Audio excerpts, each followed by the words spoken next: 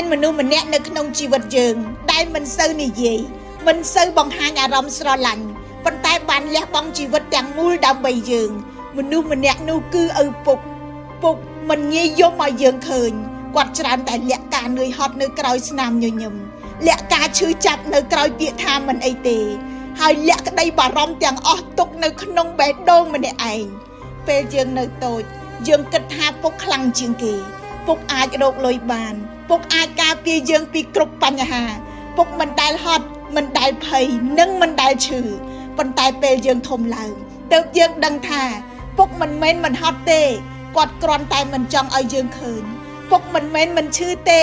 គាត់គ្រាន់តែខ្លាចកូនបារម្ភពុកមិនមែនមិនខូចចិត្តទេគាត់គ្រាន់តែស៊ូស្ងៀមព្រោះមានគ្រួសារមួយត្រូវការគាត់រឹងមាំមានឪពុកជាច្រើនពាក់អាវចាស់ដើម្បីឲ្យកូនបានពាក់អាវថ្មីពិសាអ្វីក៏បានដើម្បីឲ្យកូនបានញ៉ាំឆ្ងាញ់មិនហ៊ានចំណាយលើខ្លួនឯងដើម្បីឲ្យកូនមានប្រាក់រៀនហើយពេលកូនសួរថាពុកហត់ទេគាត់ឆ្លើយថាអត់ទេកូនទាំងដែលបេះដូងនិងរាងកាយរបស់គាត់ហត់លើសពីអ្វីដែលយើងអាចស្រមៃបាន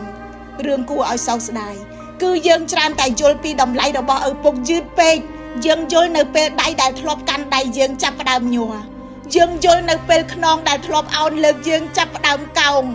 យើងយល់នៅពេលសំឡេងដែលធ្លាប់ហៅឈ្មោះយើងចាប់ផ្ដើមខ្សោយយើងយល់នៅពេលបរោះដែលយើងធ្លាប់គិតថាខ្លាំងជាងគេចាប់ផ្ដើមត្រូវការយើងវិញហើយថ្ងៃណាមួយពាក្យថាពុកនឹងคล้ายទៅជាពាក្យដែលឈឺចាប់បំផុតក្នុងជីវិតព្រោះយើងអាចហៅបានប៉ុន្តែមិនមានអ្នកឆ្លើយថ្ងៃណាមួយកៅអីដែលគាត់ធ្លាប់អង្គុយនឹងនៅទំនេរថ្ងៃណាមួយយើងចង់ប្រាប់គាត់ថាអរគុណពុកប៉ុន្តែគាត់លែងនៅទីនោះដើម្បីស្ដាប់យើងទៀតហើយយើងអាចសោកស្ដាយបានប៉ុន្តែមិនអាចហៅពេលវេលាឲ្យត្រឡប់វិញបានទេទិវាឪពុកថ្ងៃនេះគួរជាថ្ងៃដែលយើងសួរខ្លួនឯងថាតើយើងបានឃើញការលះបង់របស់គាត់គ្រប់គ្រាន់ហើយឬនៅតើយើងបានផ្ដល់ក្តីស្រឡាញ់និងសងគុណត្រឡប់ទៅគាត់មុនពេលវេលាយកគាត់ចេញពីយើងហើយឬនៅឪពុកមិនត្រូវការអ្វីច្រើនពីកូនទេពេលខ្លះគាត់គ្រាន់តែត្រូវការឲ្យកូនចងចាំថានៅពីក្រោយជីវិតរបស់យើងបច្ចុប្បន្នមានបុរសម្នាក់ដែលធ្លាប់លះបង់ជាច្រើនដើម្បីឲ្យយើងដើរមកដល់ថ្ងៃនេះ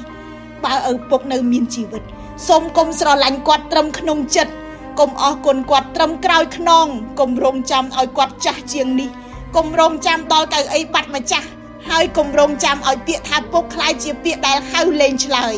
ថ្ងៃណាមួយលុយអាចរកបានវិញការងារអាចចាប់ផ្ដើមសារជាថ្មីឱកាសខ្លះក៏